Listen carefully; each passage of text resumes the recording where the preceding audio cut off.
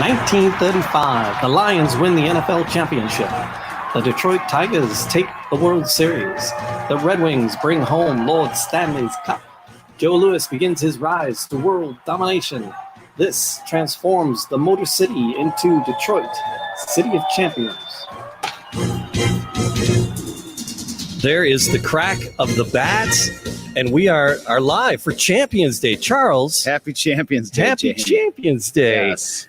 We tried kicking this off last year, right around Champions Day. Our plan for the podcast, and then the world got very, very strange. Yes. And so we eventually got launched with the podcast, and we're up to episode number 30. 31. We recorded last. This will be episode 31. This will be episode 31. Yep. And we are, check this out. We got our roving reporter on the scene. We're at the Detroit Historical Museum. Sam's out front live. That's awesome. She's going to outside cover. Isn't that cool? So we're downtown in the Detroit Historical Museum in I forget what they call this gallery. I think it's the Motor City Culture. Motor City Culture, yeah. Yes. So we're in the Motor City Culture Gallery, and Samantha's like cruising. We got the I love the original marquee of the Tiger Stadium hanging right above us, which is like really incredible. So it's just this easy to come to the Detroit Historical Museum. There's so many great things. Oh, there's inside here. So cool, yeah. They have cool stuff in the basement they don't even know about. Oh, yeah. That's a spoiler. We're going to get to how that works. Story we're going to be getting to for sure. And here comes Sam around the corner and into the gallery that we're in. That up there. And look at the Tiger Stadium sign, Samantha. Samantha pointed up at that Tiger Stadium marquee. Is that the original? I believe so. I mean, what must be? Why would they? Why would they just randomly build one? I think that's the original marquee. Yeah. April 18th every year has been designated Champions Day. It was designated at the end of the season by the governor of Michigan in 1936. Yep, it was. Right? Yep, it was April 18th was the day, and it's actually, I was saying earlier before we started, is that usually when we celebrate, we've been doing this every year. We've been celebrating pretty much every year, but most times, just like anything, a lot of times we celebrate maybe a day before, a day after, But this year is April 18th, and it is actually the day. So. And so we're here, we're enjoying it, and because there was a part of the whole big celebration was a big awards banquet, and players from like all the teams were there along with Joe Louis. And it was just well, I'll explain for people that haven't seen it. We're taking a big leap from where we were last week, talking about the Red Wings to where we are now. Let's do, because this might stand alone for people here or there. All right. Yep. So Detroit, City of Champions. Give me that elevator pitch. What is Detroit, City of Champions? Well, yeah. So 1935, we have the greatest series of championship excellence that the world has ever seen. And I know that's a bold claim. People say, "Oh, maybe because you're partisan, you're from Detroit, you live in Detroit, you think this is the greatest year." No. But by all possible measures, there's been no season before it could match it that or could ever will match it. With all the factors that took place. And a lot of it started. It all started prior to 1934 with the signing of Mickey Cochran for the Tigers at the end of 1933. Yeah, and so we talked about it in an earlier show how Frank Navin is the owner of the Tigers. He makes the boldest gamble of his life, and he acquires. He's in failing health. The team is terrible. He's got no fans. The Tigers are dreadful. They've been dreadful for a long time. And he goes out and all of his friends are telling him to sell the team and take this burden off. Because he was a sickly cat. He was he had a heart attack. He was he'd lost pretty much his entire fortune in the stock market crash. And rather than sell the team, rather than drop it all, he going big or going home. He doubled down and put everything else he did have, went out and got a loan and put all of his money on and went and brought Mickey Cochran in from the Philadelphia A's. Yeah. And the rest, like sort of his history. Yep. Then they went. The Tigers on to, the Tigers in 1934 go on to they win the pennant. They play in the series. Exactly. They go to the 7th game of the World Series. They lose, but momentum. In the middle of that 1934 run by the Tigers, the Detroit Lions are born. They're brought from Portsmouth to Detroit. Right. And the Lions play their first year in 1934. They're named the Lions on account of this of the Tigers. And in 1934, Joe Louis is emerging out of nowhere. Sure. Nobody's ever heard of Joe Louis in 1934. Out of the Black Bottom in Detroit. Black Bottom, Detroit. And so all these lying to his mom. Yes, lying to his mom, telling him about that he's taking violin lessons, but he's used his money for boxing. Yeah. And so, and then at that moment, so all these, and then the Lions come in, they have a fantastic year. The Tigers have this fantastic year. The Red Wings have a terrible year, but they realize that these other teams are competing so well that they got to make a real big effort, and so they go out and start signing these stars to bring into their team. And so everything is laid. That was 34. That was 1934. Yep. And so that laid down the foundation for what ended up happening in 1935. Yes. And so from my perspective, like where I sort of come into this was that I was a senior at Western in 2005. Yeah. And I came across this fact that the Tigers, Lions, and Red Wings had all won their championships in the same season. Yeah. And I had never heard this before. I tried to write a 2-page paper for a history class. I was taking a sports history class at this moment, and I could not find enough information to fill a 2-page paper. It's awful. Yeah. So like I'm either a horrible historian or there's no information. And I didn't think I'm a horrible historian. So I went with the latter. And so when I went to the original newspapers, I ended up making it my thesis to graduate from Western. And I found that there was 3 championships in Detroit in this 1935 season, but it was the first championship for each team. Right. In the same So season. the first cup, the first World Series, and the first NFL championship all in the same season. You had the rise of Joe Louis, and alongside, the more I researched, the more I dug into it, the more I found, and what I found was not 3 championships, but 33 championships all in the same season. And they were known and they were celebrated back in 1936, 1935. Well, that's what I'm trying to say. Yes. So there was, so the more that I dug into this, like the original thesis, I find out that it was the first 3 championships. I found out that there was a lot more stuff going on. And then the more I dug, the more I found, and the more I found, the more fascinated I was with this story. Yeah. Because when you're talking about 33 championships, that sounds like an obscene, like how many is that possible? How many sports are there? Yeah. I mean, but there is 33 different sports, and Detroit was champions in all of them in this one season in the middle of the Great Depression. Detroit's the hardest hit city, statistically speaking, during the Great Depression, and they have the greatest season. And to cap it all off, there's a huge party at the Masonic Temple at the end of the year, on April 18th, which is designated Champions Day by the Governor of Michigan City Council of Detroit. And the party is held at the Masonic Temple. Joe Louis is the guest of honor. 800 fans are in attendance. Bud Shaver for the Detroit Times is the MC of the event, and issued a special commemorative newspaper for the day. Yes, and it's this massive celebration, there's actually a holiday on the books that celebrated this incredible season called Champions Day. And then World War II comes, and this entire story vanishes. Yeah. So is this a copy of the paper you have up on the easel next to you there? Well, this paper behind me right here, this came out the day after the first Champions. Oh, that's the Free Press. That's out of the Detroit Free Press. That's out of the Detroit Free Press. Okay. We a lot of times we put this on the header of our show. Because I like to show this. I like to show this. This is my favorite paper because it shows, and this is an original. It's one of only 3 known originals in existence. Jeez. And so it shows at a glance, you can see that this shows 21 of the 33 championships in this one season. Yeah. And so I love it because it shows at a glance, how great this season was. It doesn't even show all. I mean, there's not even room on the paper for all of them, right? All the championships. So it just shows just how big it was at a single. That's why I call it the City of Champions season at a single glance. That's what I call this paper. All right, so that's a little bit of the backstory, and that 2-page paper parlayed itself into a trilogy of books. Yeah, now I got 3 books. They're here on the table. Yeah. They go through the champions, the City of Champions story. By team, and then it dives into the players deeper, and the fans, and the reporters, and the owners, and it really dissects everybody involved in the story, and that's what we're doing on the podcast is going through each of these stories, each of the teams, each of the characters involved, because there's so many great characters, Bucko and Iffy the Delph. That's what I mean. Like this is wonderful names and characters. Oh, absolutely. This is what I mean. Like the richness of this story. Yeah. Like once you start, like anybody that started to dive into this story has been bit by the City of Champions bug. And look at yourself, you're bit.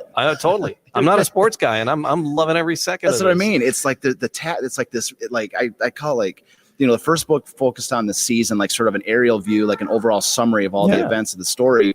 But no sooner did I finish putting the last sentence down that I knew that there was a lot that I still did not know. And that was, the entire time I wrote the first book, I had virtually no idea who any of the players were. Right. I mean, the big guys like Hank Greenberg and Charlie Gehringer, Some of these guys like Joe Louis, of course. There's plenty of books written about them, but they didn't win the championships by themselves. And so there's all these names, and these just the names are what jumps off the paper. Like you mentioned a few of them, and I'll throw in a couple. Schoolboy Rowe. Oh my God, yeah. Schoolboy Rowe. I love that name. It's like the greatest name. Yeah. I mean, they all have these nicknames, and it's this. It's just this. You're reading about it, and you're seeing all these names, and the best I could do in the first book was put some very brief summaries down from some just quick things that I found.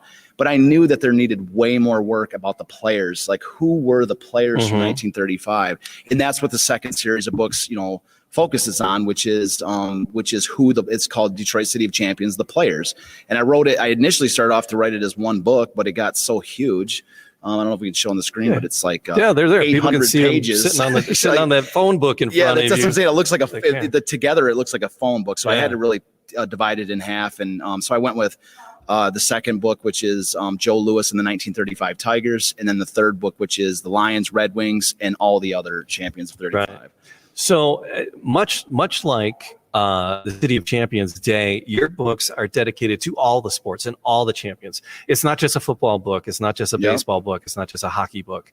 It covers all the motorsports, the equestrian, the golf, the sharpshooters, the checker champion, just everybody that was a part of this. The hockey, the minor, would it call minor? The minor Detroit Olympics, the minor league, the Olympics, the were the minor league team of the Detroit Red Wings. Yeah. So it covers it all. And then Champions Day, April 18th, every year celebrated here in Detroit.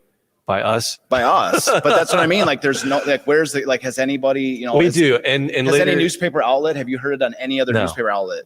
Mainstream, any newspaper outlet even mentioned the fact that today is the anniversary of this. They called amazing it day. Yeah, they called it at the time they called it the greatest gathering of champions under a single roof in history. Yeah. Because it was this huge party, as I mentioned, at the Historical Museum or at the Masonic Temple. Masonic Temple.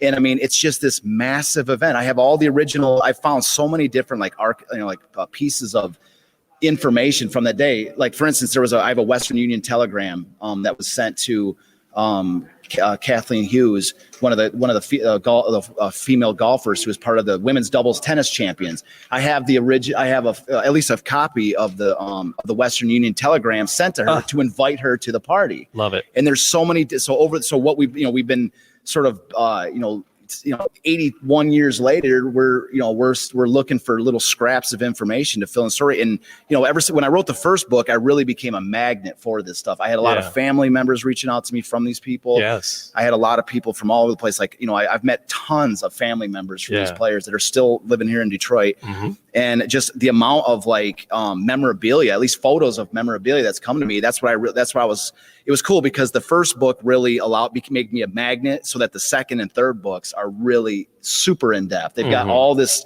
You just wouldn't, you just wouldn't believe how much stuff I've got in here. Photos of original memorabilia and stuff. So and that's the thing. I love history. I love Detroit.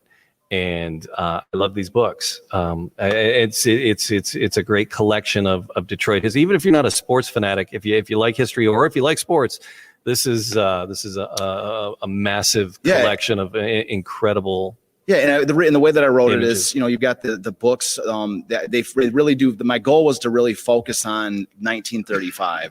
I wanted to lay down it's a pretty big claim to say, oh, this is the greatest season ever. Yeah. Oh, there's 33 championships. Yeah. Oh, all these things. But I wanted the goal, really the overall goal with all of these was to nail down these so I can make these statements. Yeah. And that anybody that has any sort of objections to that, I've got the factual information sitting right here.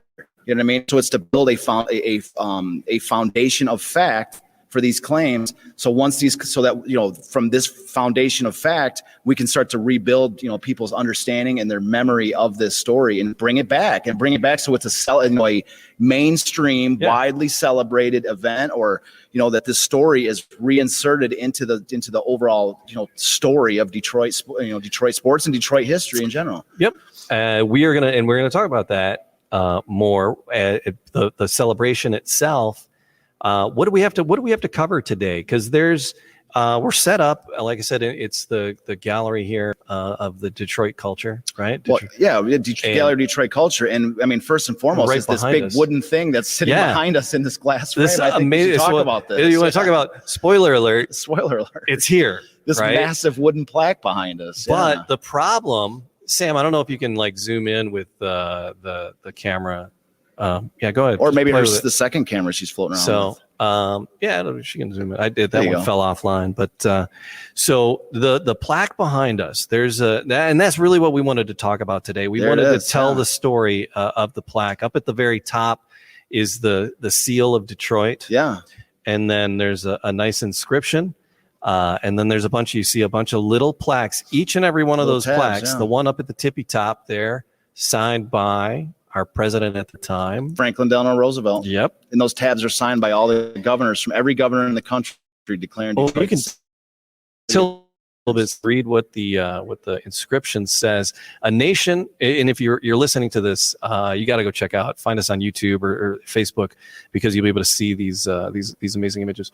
A nation appreciative of those qualities of character essential to success in our competitive athletics salutes Detroit, which in this year, 1936, richly merits recognition as the city of champions. So this is a national recognition from the president and every governor in the country. Every governor in the country for Detroit, expressing the qualities of what it is to be a city of champions. A city. City of champions. What other? I mean, this is an never official, before. This is an official recognition of supreme excellence that you're going to have. And every governor. What name one thing today? Name one thing today that 48 governors of this country would agree on. Name one thing, and the president of the United States at the same time. Yeah. Name one thing that the sky is blue. Hold on. Keep going down. Do you think that they would all agree that the sky is blue? Yeah, and probably not. Probably not. Like, you would not find anything. But in this year, the season was so dominant that there was literally no debate that they would all sign this. They would all agree. Yeah. I mean, that's what I mean. Like, it's just it's so great that there was no debate. And there's a little thing at the bottom. It says presented at Traverse City, Michigan, as part of the National Cherry Festival. Cherry Festival, sure. That's where it was presented. It was presented at the in Cherry July Festival. of 1936. Yeah. Champions Day at Masonic Temple. This was something that they gathered did after the fact. Underneath all the signatures, there's a diver, baseball, football, hockey, and a boat racer, Garwood. Because Garwood was amazing. We haven't gotten to Garwood on the podcast yet. I'm so looking forward to Garwood. There was a bar down in the warehouse district called Garwood's. I've never been to it. I think it's long gone. Yeah, I heard of it though. But so that's everybody. If anybody remembers the bar Garwood's, that's who it was named after, and it was one of these 33 championships. Another story that I heard on the road with regards to Garwood was that his old house, which was on the river, was like at one point it was like a Hare Krishna. It became like a Hare Krishna house. Oh yeah. And then it became like a Hell's Angels party spot. Oh yeah, the Krishna mansion. And then and so they were all partying there. And then the parties got so out of control that if the house burned down from it. And then but on the road of telling this story at all these different art shows, people are like, man, I've heard at no less than 50 people. No less than 50. Yeah, and that's a conservatively low numbers. Saying that, man, I remember partying at that mansion back in the 60s, and then that place was crazy, they're actually, that story was a frequent story. The late 80s. I mean, it was still happening in the late 80s because I had people I never made it, but I had people I had been invited to, and I didn't make it. But all right, let's get back to the plaque. Yeah, the plaque. Yeah, because this was presented at the Cherry Festival in July of '36, celebrating the 1935 year, and you can kind of perspective behind us. It's a good 4 foot tall. It's big. It's real big, and I've seen it outside. 4 foot tall. And sometimes they bring it out of the case for previous Champions Days. We had the Lindell Bar in the basement here 2 years ago, and they brought the plaque down to the Lindell Bar. And this thing is like just the big. It doesn't really look as big on the camera, but it is a monstrous. I want to thank the Historical Museum for letting us come in and record here. Yeah, it's great to have this as the backdrop. But they got to be out of their minds because it was just the two receptionists, and they're like, "Oh yeah, go ahead." Yeah. And there's a table over there. Yeah. So we're kind of in here. We got kind of carte blanche. Totally. We got a few. I might try on some of these uniforms back here. Well, yeah. Anybody that's not been to his Detroit Historical Museum is totally. Well, anybody it's totally missing out because this historical museum is awesome. They've got this great fur trade exhibit. They've got some really cool stuff in here. And this room alone, they've got a wing of this glass case set aside for the City of Champions season. Yeah. And so that's the thing. So this plaque, and that's why we're here, and that's why we're talking about it on April 18th. This plaque deserves to be part of Detroit's cherished history and celebrated, but that hasn't always been the case. It hasn't always been on display. It hasn't always been on the case. In the case, this thing, the story of this. Okay, let me set it up. Let me set it up like this. I want to, Charles, tell me the story. Nothing of this plaque. Nothing encapsulates the forgotten nature of the City of Champions story like this plaque. Mm-hmm. This plaque is a physical embodiment of the forgotten component of this story. And anybody that's listening to this, anybody that's watching this, just think about this. When was the first time you heard about this City of Champions story? When was the first time that you heard that Detroit won their first 3 championships in the same season? When was the first time you heard that there was 33 championships in the same season? When was the first time that you heard of Champions Day? That there was a huge party at the Masonic Temple in Detroit. When was the first time you heard about these things? Was it today? Yeah. Was it the first time that you're listening to this show? Yeah. Was it maybe a couple of years ago that, you ran into somebody, myself at an art show that was, acting like some kind of snake oil salesman trying to sell you a book, and you heard about this for the first time then? Yep. And so, like I say, be honest. The first time I ever heard about it when I was a senior at Western in 2005, and I'm a diehard Detroit sports fan. Sure. I've been watching the games my whole life.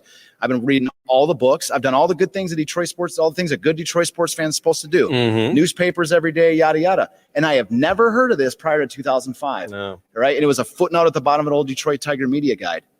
And so that's what I'm saying is that if we be honest with ourselves and come to terms with the fact that we're not born knowing everything, and that sometimes something, especially in history, sometimes things are forgotten. Sometimes things are for whatever reason. And we have a whole shows about, why the season was forgotten and all this, but for whatever reason, this story is widely and almost near universally forgotten. Right. And this plaque right here, as I said, set up this thing. This is a physical example of why, because the story of this plaque and how it was forgotten and how it got to the glass case that you see behind us now is something that should deserve a movie unto itself. It really is. It's Raiders of the Lost Ark. It's literally Raiders of the Lost Ark, right? So do you know anything about the manufacturer and commission? Yes, I've got all that right here in the book. So of the plaque itself. Yeah. So who commissioned it, and how did it come to be? Well, let me lay out the story first, and then we'll go. We'll hit up on some of these,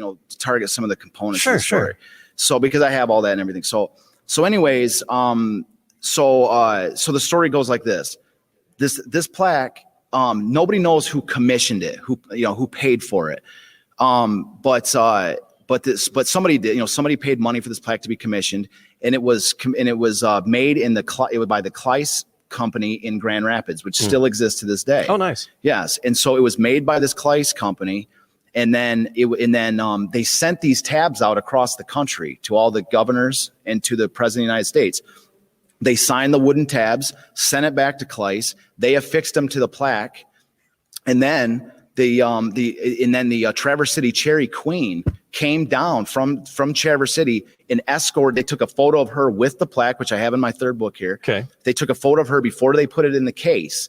And then it was shipped up to Traverse City, where there was a huge presentation on July 16th at the Traverse City Cherry Festival, where the governor was there, representatives of all the teams were there, and then it was presented. I have this tremendous photo. Maybe we can put it up at some point, but I have this photo of the presentation of the plaque, and so from that point, there's not an exact trail for what exact happened, but fast forward to 1983, okay, and a man named Bill Aitken was walking through he was one of the first early arrivals at the Armada flea market.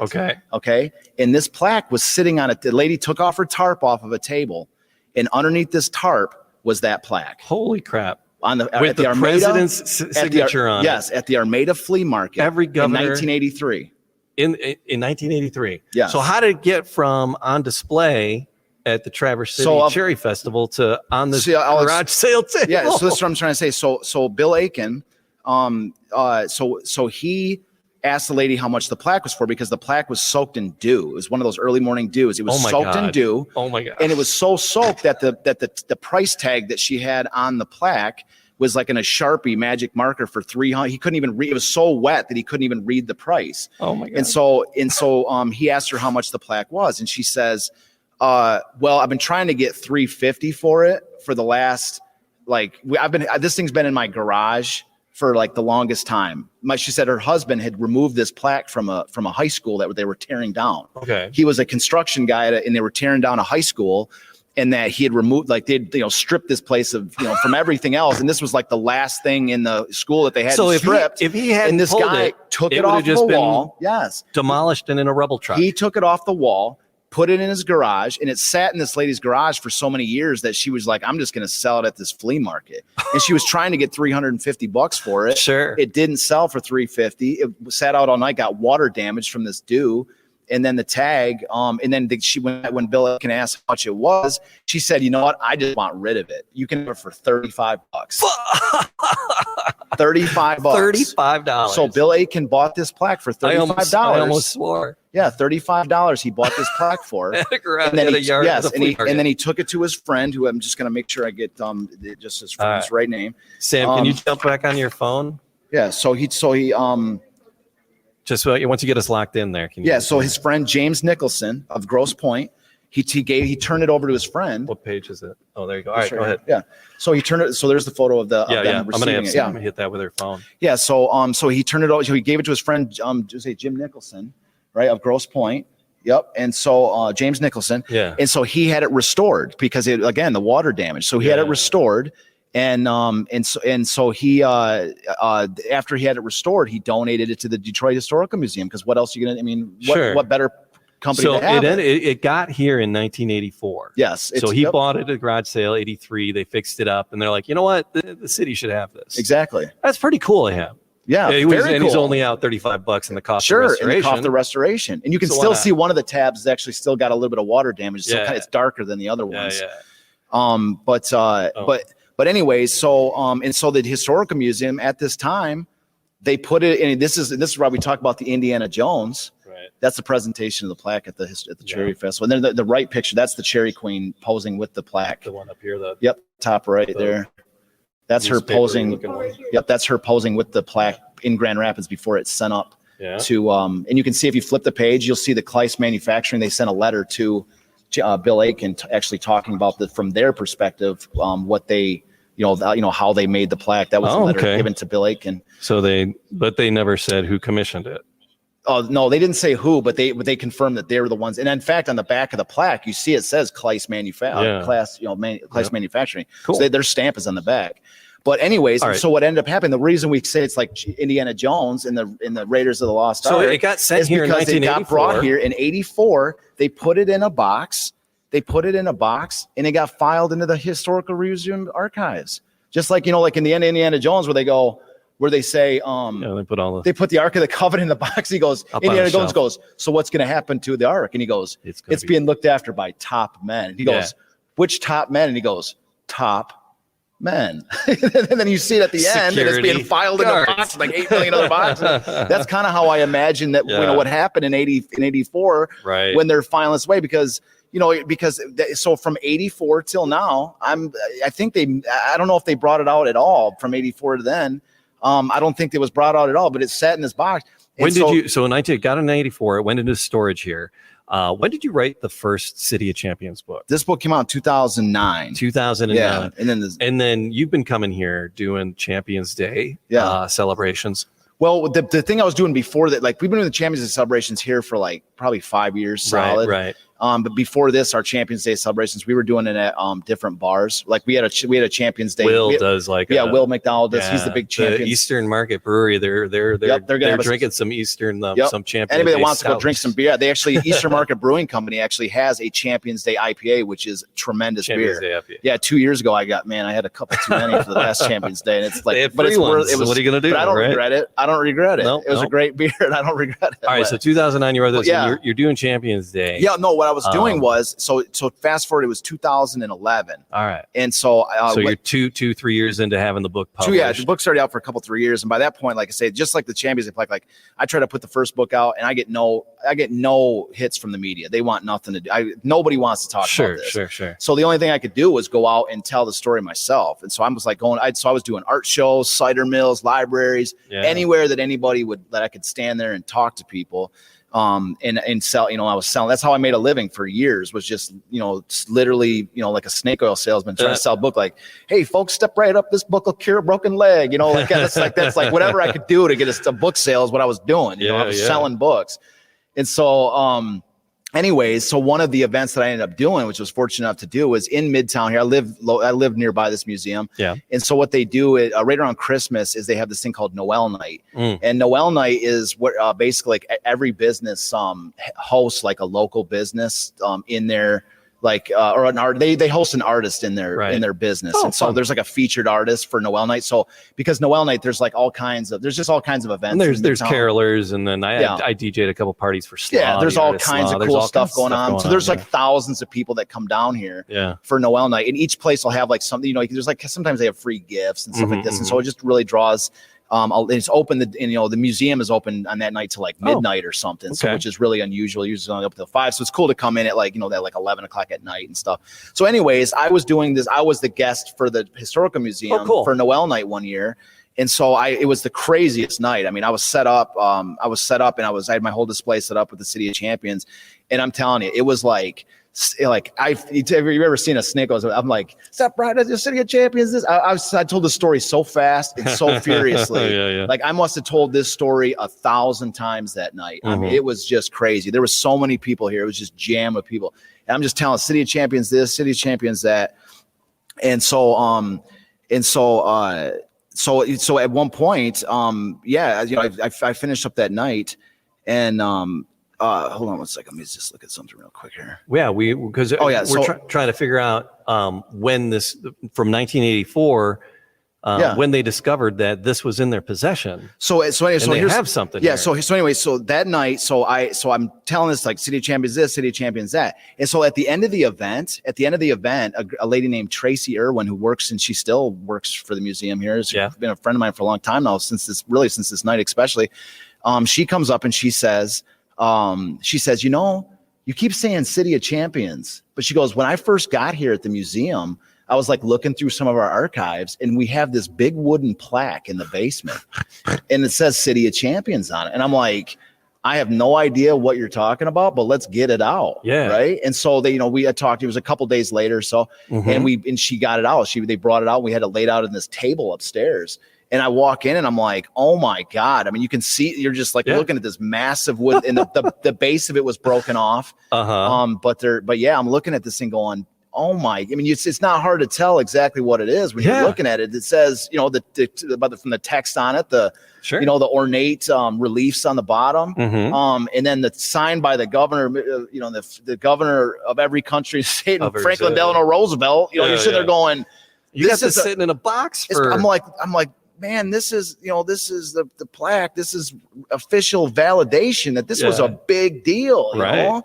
And so anyways, they actually were building this new wing in the museum, and it was like a Detroit sports wing of this museum. Sure. Yeah. And so they were like, well, this would be a great thing to like put in a permanent exhibit, let's get this thing out. And so they did. And so here it is. And so, yeah, so, it's, so from 1984 to 2011, it sat in a box until you were here pitching your book to Noel carolers and random drunkards in the city. Yeah. And Tracy, and I made that connection with Tracy Irwin. That's wonderful. Yeah. That's what I'm saying. Like, so that's like one of the dividends paid off by doing this is that we were able to get this.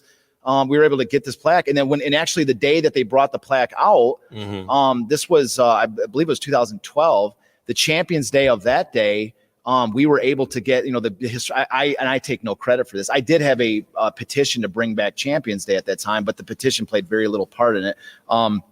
Because the Historical Museum, they were able to get Dave Bing to sign back into legislation Champions Day. Nice. So Dave Bing re-signed Champions Day back into effect. Like, not that it was lost, but it was like but it was like a modern day, like, so at the time it was the governor of Michigan, City Council of Detroit. So those are the two legislative bodies that declared Champions Day. Yeah. Now there's a third, which is the mayor of Detroit in the modern day. Sure. And so like somebody told me one time, they're like, well, there's a million holidays out there. There's like, National Milk Drinking Day, right, and National, Moron Day, or something. Whatever day, there's all kinds of days. And me too. I'm saying, but the mentality was, there's a day for everything, right? There's a day for everything, and my mentality is, there is a day for everything. This is Champions Day, and the only thing that separates us from this day from being like just a dumb, just like another random day that a bunch of random people, look at, and actually being a citywide or statewide like institution in which we can do some really cool stuff is merely the desire to do it. I mean, if we want to make this thing big, if people are interested in it, then we will. If people are not, then we won't. Detroit City of Champions is a trilogy, is a book. It's a screenplay that is going to be on the silver screen one day. Yeah, we got a screenplay written for it and everything. And it's a celebration every April 18th, and I hope more people get into it and celebrate it. Charles, there was some cool stuff in the Sam's kind of going through the case behind us. And as we sat down and as we were prepping here, you were like, they added some new things in here. Yeah. So people come down to the Detroit Historical Museum. And this is something, if you love Detroit or you like Detroit history, something to bring in and look. You can grab your microphone, Charles, so you can turn around and look, and people can hear you still. So tell me what you see in this display case, along with the Champions Day plaque. Well, number one, you obviously have the plaque too. But the first thing I saw that was new addition that I had not seen, or at least I didn't remember from the last time I was here, is the silver trophy with the picture of Eddie Tolan down here. Yeah. That photo that you see on there, right. That photo is actually from the night. It was because Eddie Tolan won gold medals at the 1932 Olympics. He's a sprinter, and so what ended up happening is that he was, being an amateur sprinter, made very little money. I mean, he just made very little money. Runners don't make money today. Yeah, but he was still famous in his day, and so he was doing like vaudeville acts with Bill Bojangles Robinson. And so he ended up but the Olympic Committee, just like Jim Thorpe, where they stripped Jim Thorpe of his medals for making money off of his, I don't think they stripped him of his medals, but they stripped him of his amateur status because he was using, his career as a sprinter to make money. Oh, okay. And so therefore they made him a professional. And so what ended up happening he said, well, if I'm going to go professional, I'm going to go professional. If they're going to label me as professional, I'm going to go make money. Into Australia and won the 1935 sprint championship in Australia. Nice. So that photo is him posing with the banner with the 1935, with it, shortly after winning this championship. So is he is he one of the champions? He's one of our 33 Absolutely. champions? He's on the newspaper right here and everything. Okay. Eddie Tolan is he was, especially in his day, he was a big name. All right. We'll hit on him at on one of the episodes. Oh, for sure. Yeah. He's one of the main guys. And so that, looks like, and I knew it before I even looked at the tabs, that it had to have been donated by the family, because I'd actually seen a replica of that photo somewhere, and I have that photo in my book. I think it was issued as a card, like a sort of like a souvenir, like postcard at some point. And that's when I knew, when I saw the actual thing. I mean, that's an original. I mean, the postcard, whatever was made, was based on that picture. Yeah. So that's when I saw that. I'm like, man, this is something the family donated, because this is, because it's an original, and then true enough, when you look at the cards, it actually has his just says donated by his family. So that's a big deal there. And then there's a bronzed boxing glove in there, and I don't see a tag around it. We're going to have to read the tag. It's on the screen front. Oh, it's down here. Okay. Joe Louis boxing glove used in a fight with John Henry Lewis, 1939. Okay. Yep. There you go. So it must have been bronzed. They bronzed the glove. That's cool. So that's not necessarily relevant from 35 per se, but because in 35 he had 27 wins, 23 on knockouts, right? I'm so bad with it's on numbers. The poster up there. That's okay. why Oh, there you go. Got it. Okay. But also on the poster up here, it says there were 20 championships. And I'm like, you guys are missing about 13. Missing a bunch, yeah. But so at least 20. Yeah. Well, I mean, I've got 21 listed just on this newspaper. Yeah. But anyways, so another cool thing, which is up in that top right corner. Yeah. That is a photo from the first Thanksgiving game. Detroit Lions versus Chicago Bears. That was 1934, the year right before this. Yeah. And So that's a when big that deal. Thanksgiving tradition began. Yep. I don't even have that because- photo in my books. That photo, I don't know where they got that, but that's The- a very rare photo Yeah, right there. the owner, just the thing says from the Detroit Historical Collection. Yeah, they had it in their own collection. Yeah, that's a very rare photo because I do have some photos from the 34 game, but not a wide angle of the entire, because that was at the University of Detroit Stadium. That's where they first played. And Right. I have a lot of I have a lot of photos from the first Thanksgiving game, but not one with that wide view where it's got the fans and, Right. where it's got the entire, you see the entire, the panoramic of the entire situation. I love Sam is stretching and Yes, she is. She's getting doing all great. this, Yeah. getting all this footage for us. Yeah, and then bottom right hand corner we have Garwood. There's photos of the couple boats there. So if you look Miss at the America, photo, it says Miss America 7 and Miss the Miss America 5. Yeah. Yeah, so the There's a interesting, replica of the boat. and then the Miss America, that's the Miss America 10 right there. Yeah. Okay, that's the granddaddy. I just want to make sure that's It's like a Yeah, boat. that's- It's like that's a the boat 10. on a skateboard. It's like a motor on a skateboard. It's like Yeah. It's just a Sam, when you're huge done motor. filming that, if you want to come up to this newspaper, you can see that Miss America 10 in action on this newspaper right here. Okay. This is the real deal. And The that Miss boat America still 10. exists. Oh, really? That boat still exists, yeah. And so, what's interesting, I wait till we get into the Garwood, man. We're going to do like 10 episodes on Garwood because he deserves a movie unto himself. But you have these insane, I mean, back in the early, everybody remembers cars and the evolution of cars from like the Model T to the, to these, later version in the 20s and 30s and 50s. Everybody knows about the evolution of that. But the evolution of speed on water has got this fascinating, just unbelievably fascinating story that is just very rarely ever talked about. And Garwood was the very centrifugal force upon which all other innovations of boat buildings, especially in the world of speed, revolved around for the entire first third of the 20th century. I mean, he was the guy that the speed on water was Garwood. And so look at that engine on that boat, man. It's like 100, I think it was 120 miles an hour in this wood boat that he was going.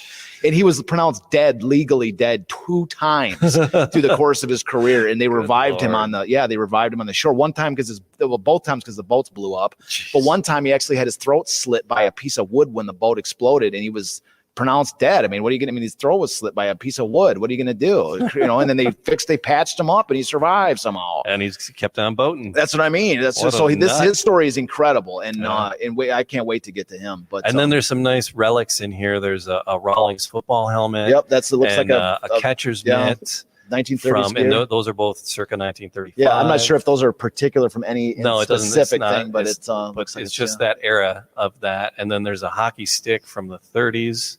Yep. And seats from Tiger Stadium from they pulled them out in 1940. Yeah. So they may or may not have been there in 35. I'm sure they would. If they were pulled out in 1940, then they probably were there in 35. So amazing stuff. Again, the Detroit Historical Museum. We really appreciate them spot. Just letting this little us City come of Champions in. Case is tremendous. And there's so much to see around the museum. Sam, duck down the hallway there, and as Charles and I are wrapping up, and people can kind of see there's a really cool car right around the corner. There's like some really great stuff. Yeah, I love that we have our roving reporters. Yeah, my favorite is the fur trading exhibit. I just love it. It's so cool. They show some of the different type of buildings and stuff that they had here. So, so that's the plaque. That's the metaphor that is because you got this Detroit City of Champions. Yeah, because you got this incredible. I mean, this should be the most important piece of memorabilia in Detroit sports history. Think about it. I mean, it's sold at a garage sale, covered in dew. $35. Somebody buys it and has to restore it on their own. I mean, it really is incredible. And it's as for your question of what happened between 1936 and 1983, the answer to that question is nobody knows. It was hanging in a high school. It was hanging in some high school. And this is according to a lady that was selling. This is a second and third. This is Bill Aiken talking about the brief conversation he had with this lady on the day he bought it.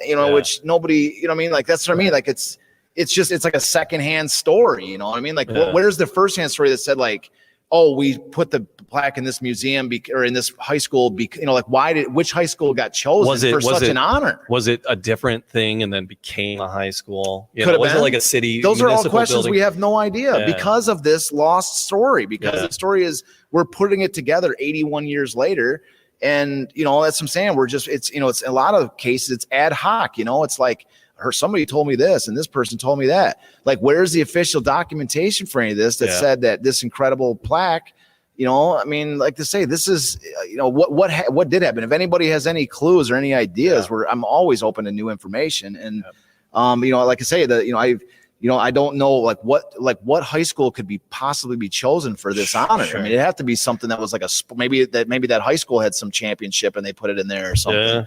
But I don't know.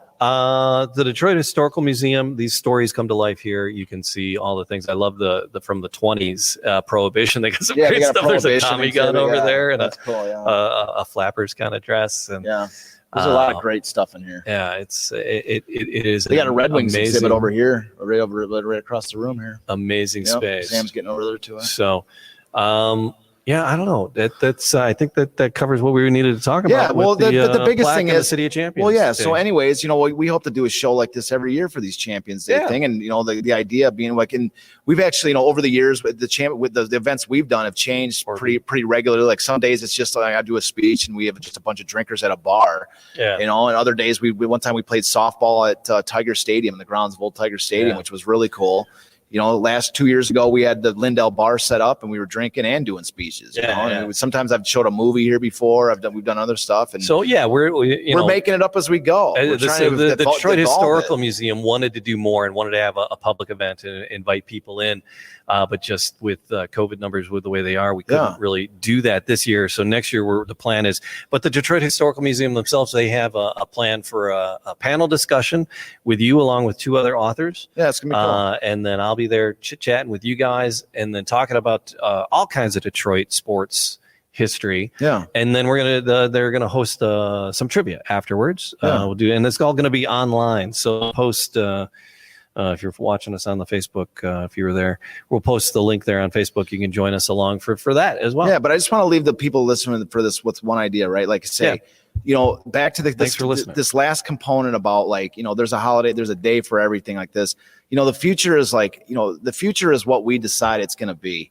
If this is something, you know, if the celebration of Detroit, I mean, this, you know, the celebration of the Champions Day doesn't necessarily have to be just a remembrance of 1935.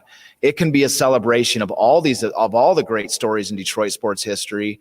And, you know, it could involve the teams. I mean, imagine, I speculated this somewhere or another. I forgot, I don't think it was in my book. I wrote about it somewhere. Yeah. But imagine on the day, like right now the Tigers are playing, right? The Red Wings are playing. The Pistons are playing, right?